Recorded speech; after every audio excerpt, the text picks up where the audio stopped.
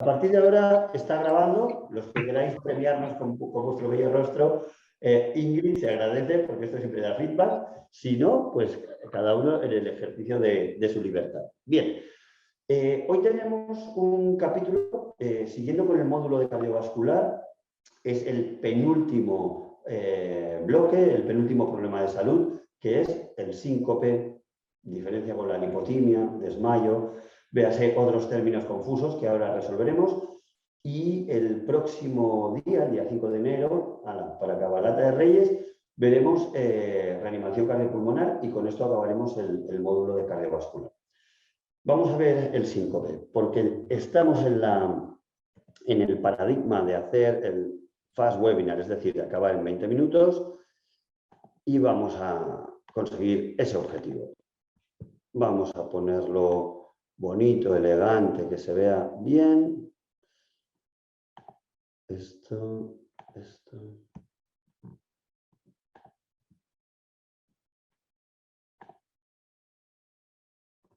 No de pantalla completa. Perfecto. Pues aquí lo tenemos. Bien, ¿qué dice? ¿Cómo conocemos el síncope? Bien, pues el síncope se define como una pérdida transitoria de conciencia debido a una hipoperfusión cerebral y caracterizada por un inicio rápido, una duración corta y una recuperación espontánea completa. Bien, hay que diferenciar el síncope, donde se produce una pérdida de conciencia, o comúnmente conocido como desmayo, de la lipotimia, donde hay una serie de síntomas presincopales, pero que no acaba con la pérdida de conciencia. Entonces seguimos definiendo. El adjetivo presincopal se emplea para indicar los síntomas y signos que tienen lugar antes de la pérdida del conocimiento. Por tanto, si se da una lipotimia, diríamos que ha tenido síntomas presincopales. Diremos, al revés me lo digo para que me entienda, el presíncope sería si ha tenido una lipotimia que nunca ha acabado en un síncope, y diremos que es fase presincopal lo que sucedió antes del síncope en el que realmente, efectivamente, perdió la conciencia, ¿vale? Los mecanismos, las etiologías del síncope, pues principalmente reflejo, es decir, de origen nervioso o neuromediado, hipotensión ortostática, por tanto, más relacionado con tensión arterial, y de origen cardíaco o cardiogénico. Veremos primero los síntomas y signos de aquellos en los que podemos sospechar de qué etiología es, y después, cuando no nos sea posible identificar una etiología, pues veremos qué haremos en función del riesgo de este síncope. ¿Qué haremos para valorar este síncope en domicilio? Pues obviamente una anamnesis, un examen físico completo a fin de evaluar si es que es necesario. A veces hay causas neurológicas que rápidamente lo identifican y a lo mejor no es tan necesario. Y esto nos permitirá establecer una etiología diagnóstica. Bien, vemos primero los síntomas del síncope de origen reflejo o de origen neurológico, neuromediado. Dice, síncopes de repetición particularmente tienen un debut antes de los 35 años, después de una sensación desagradable. El asco, por ejemplo, ¿no? Un asco extremo nos puede llevar a una reacción que conocemos como vasovagal. Después de bipedestación prolongada, después de rotación craneal o presión en el seno carotídeo. Sabéis que el masaje de seno carotídeo también produce bradicardia, disminución de la tensión arterial. Pero en este caso es de origen nervioso, de origen vagal. Durante la comida, ¿no? Por excesiva dilatación, comidas copiosas, en ambientes calurosos o abarrotados, precedido de síntomas de activación autosómica, pródromos típicos, palidez, sudoración, náusea. Y se constata la ausencia de cardiopatía, ¿no? O generalmente cuando hacemos un electro, pues no hay nada que nos indique que sea cardíaco. No sé si habéis tenido alguna experiencia con síndromes vasovagales por experiencia propia, pero por asco o por miedo, un miedo insuperable también puede producir un desmayo, ¿no? Y yo lo he visto también por la administración de fármacos intramusculares. Tengo una experiencia práctica. Una vez voy a pinchar a un hombre alto como una torre, parecía un jugador de baloncesto, y le pongo una intramuscular. ¿Le han pinchado alguna vez? Sí, sí. Bueno, pues lo pincho de pie.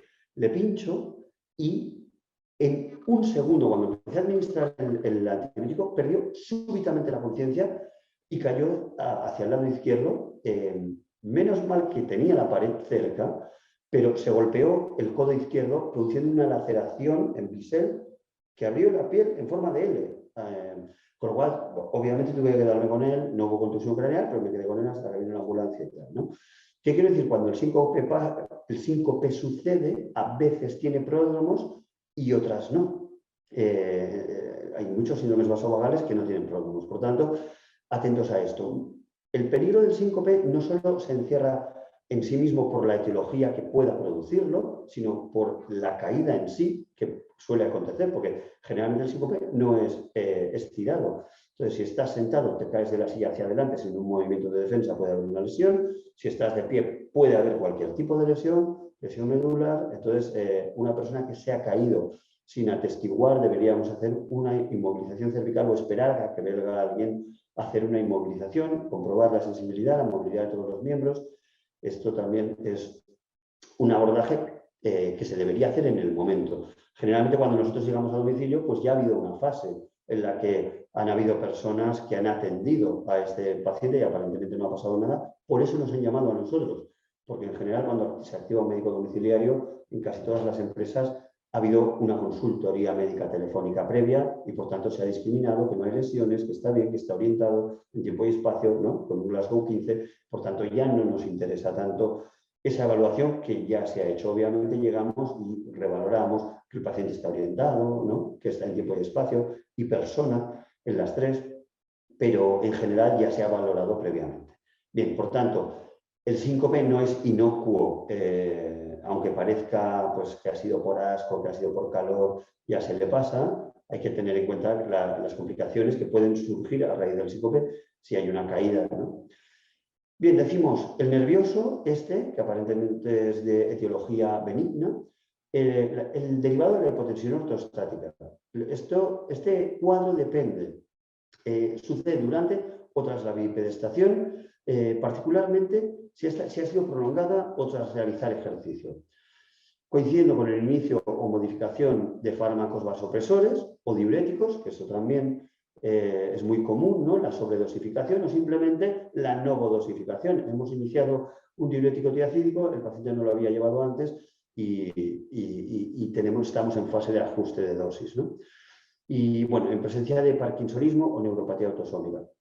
Bien, con pacientes con Parkinson es una variable a tener en cuenta porque hay una peor regulación nerviosa del tono vascular arterial, pero también en la típica posición, ¿no? Cuando estoy tumbado y me levanto, ¿no? Ese cortatismo que puede producir esto hasta producir un síncope completo. Bien, esto sería, voy a borrar esto. Y después tendríamos el cardiogénico. El cardiogénico, los signos y síntomas serían principalmente relacionados durante el ejercicio o el decúbito, típico ejercicio de subir escaleras. Es clásico como para producir un debut así, un sobreesfuerzo. El que empuja un coche, quiere ayudar a alguien y hace un esfuerzo muy anaeróbico, ¿no? O debuta a veces con un infarto o debuta con un síncope. Precedido de palpitaciones, el cardiogénico en general está precedido por palpitaciones, en presencia de cardiopatía estructural, si hay este tipo de alteraciones electrofisiológicas, pues lógicamente es un elemento de alto riesgo, en pacientes con antecedentes familiares de muerte súbita, principalmente relacionado con trastornos del ritmo y generalmente veremos anomalías electrocardiográficas. Depende, cuando vamos a domicilio, en general en el sector privado no se lleva un electrocardiógrafo consigo, pero a veces es útil pedir, por eso recomendamos cuando vamos a hacer visita domiciliaria, que llaméis al paciente y le digáis, mira, soy el doctor, estoy yendo para allá, llego en unos 25 minutos, por favor, tenga a mano, ¿no? Siempre les recomendamos unos consejos claves, que es, Si uno sospecha que va a tener que explorar, si te dicen otalgia, no tengo que explorar, ¿no? No me hace falta prevenir al paciente, pero si me dicen dolor torácico o dolor o disnea o lo que sea, voy a tener que explorar. Por tanto, primer consejo sería, mire, le agradeceríamos que pudiera estar en una ropa ligera que nos permita explorarlo fácilmente, porque ya sabéis que a veces cuando está la abuela con el fajo, refajo y todo, lleva mucho tiempo este punto de acomodación. Mira, pues estés en una silla o estés en una cama según lo que parezca más adecuado. Primer consejo es la ropa adecuada. Segundo consejo, el tema de las mascotas. Las mascotas pueden interferir mucho en la visita domiciliaria. Por tanto, puede ser un buen consejo decirle, mire, llevo 25 minutos, le agradecería si pudiera, si usted tiene mascotas, pudieran estar en otra habitación diferente a la que nos encontremos nosotros, porque también pueden interferir y hacernos perder tiempo. Y a veces, bueno, no sabemos, hay compañeros que les generan fobia, bueno, pues depende, si lo advertimos con tiempo, ellos tendrán tiempo de reacción. Y el tercero y más importante de todos es, le agradecería si pudiera tener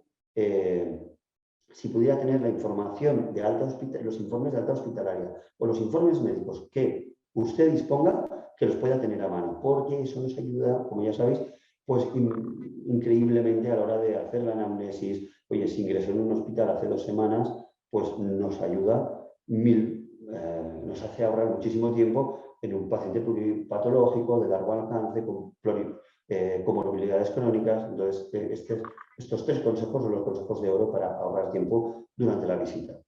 Por tanto, decimos, nosotros en general no tenemos electrocardiógrafo. En el sector público a veces hay cardiógrafo, pero no siempre uno lo ha subido a domicilio. Eso también es importante.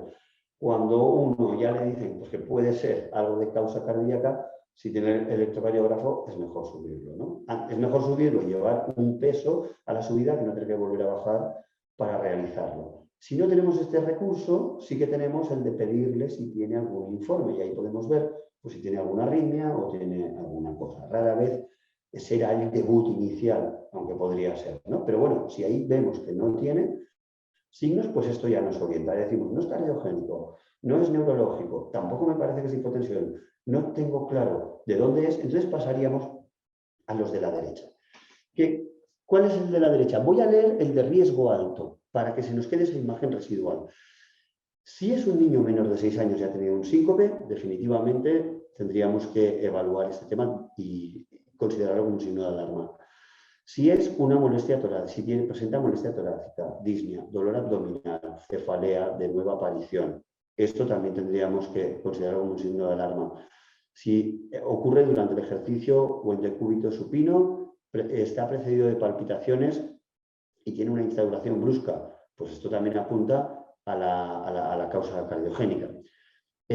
Sin pródromos o pródromos de corta duración, que no sean esos neurológicos que os he explicado antes, relacionados con el asco, con el miedo, porque no parece que tengan una causa más externa, ¿no? que interna.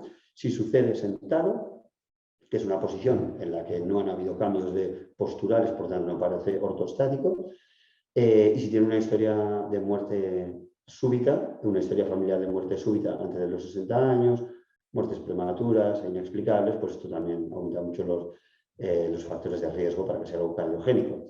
Y por supuesto, si tiene una cardiopatía estructural o una cardiopatía isquémica grave, con stent, con bypass, pues también es importante considerarlo como un elemento de riesgo que debe ser valorado.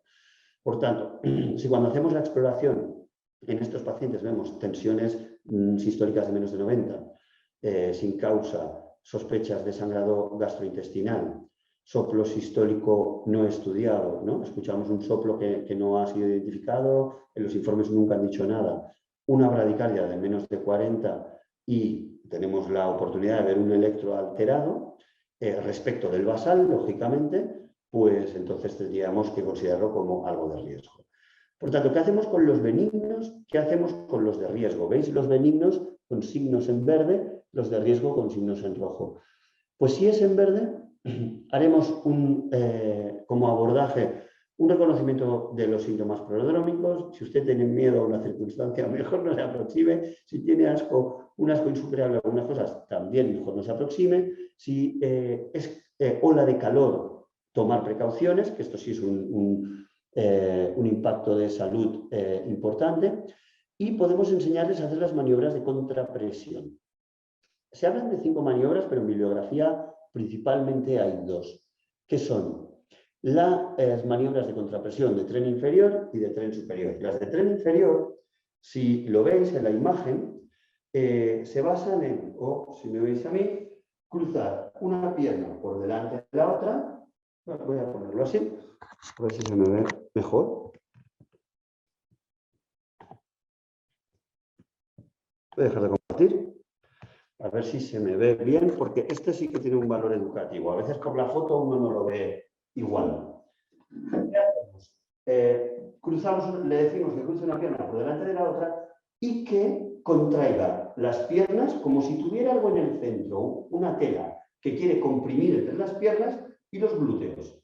Entonces, esto aumenta la presión intraarterial y, por tanto, facilita el retorno venoso, ayuda a aumentar el tono arterial y a subir la tensión. Este por el tren inferior. Y después, por el tren superior, están las maniobras de contrapresión, en la que se cogen las manos y trata de separarlo, ¿no? Siempre agarrado. Eso también aumenta la presión. Estas son las 2 que están bibliografiadas. Después hay otras relacionadas con seno carotidio, pero estas las dejaremos porque también pueden producir el efecto contrario. Por tanto, no son las que recomendamos.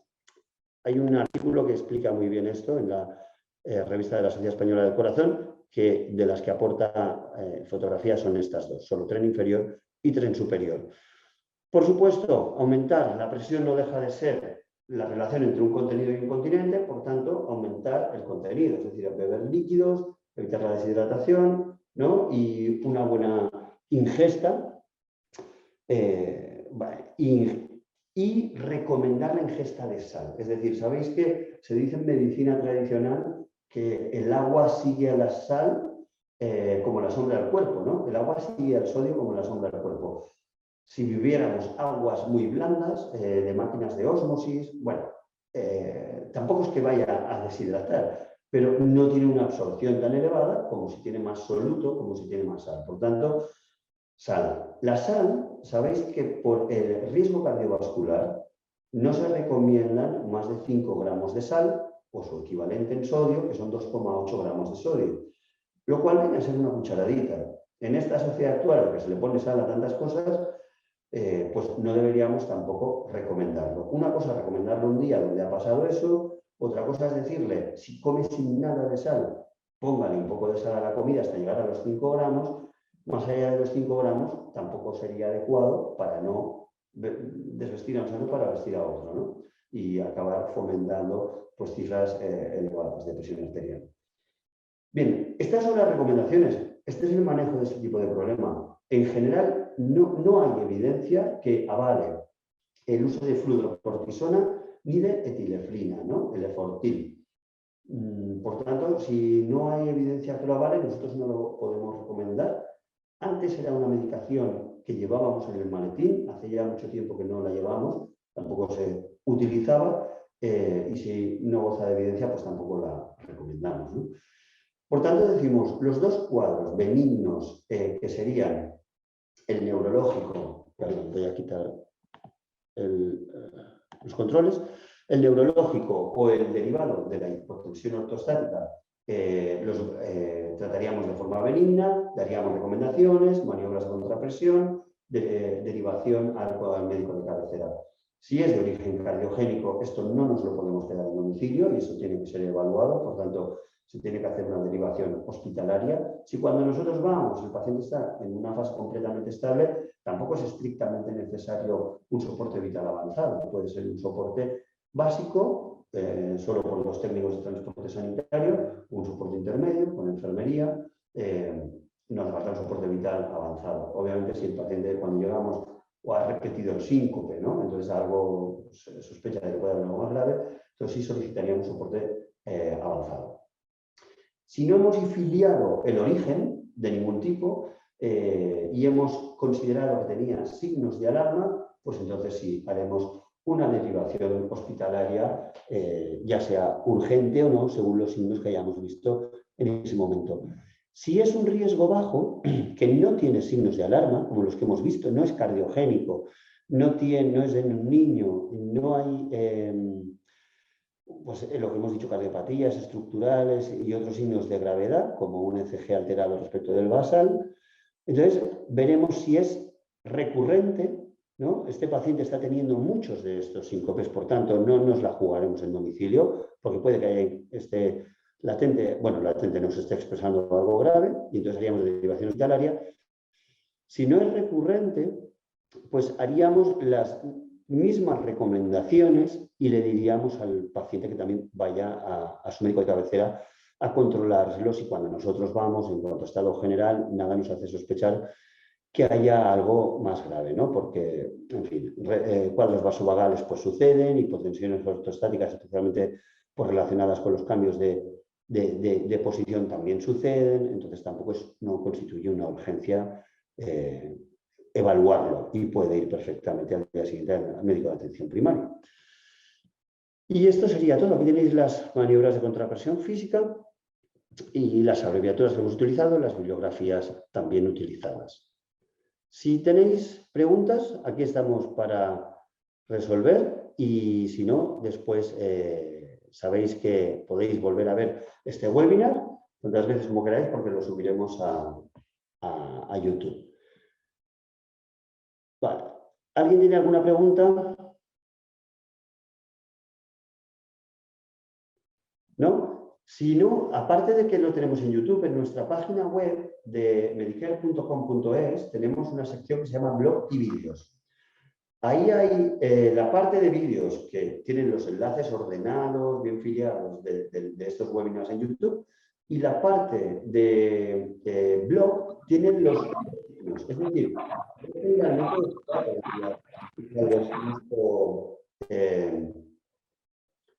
ahora, vale. Yo en general acabo de enviar, trato de enviaros los algoritmos por WhatsApp. Pero si alguien no lo viera o se le ha perdido alguno, están todos subidos en nuestra web, en la parte de blog, ahí tenéis los algoritmos, los podéis descargar. ¿Alguien quería hacer una pregunta que estaba muteada? ¿No? Pues si no hay más, también sabéis que me tenéis cerca, que podéis analizar esto y que tendréis la bibliografía de alcance. Si alguien quiere algún artículo, también nos lo puede pedir, de los del Reference Pack, es decir, del conjunto de bibliografía que soporta una obra, también nos lo podemos enviar. ¿De acuerdo? Bueno, pues muchas gracias y nos vemos la semana que viene para hacer reanimación cardiopulmonar. Hasta pronto. Hasta luego.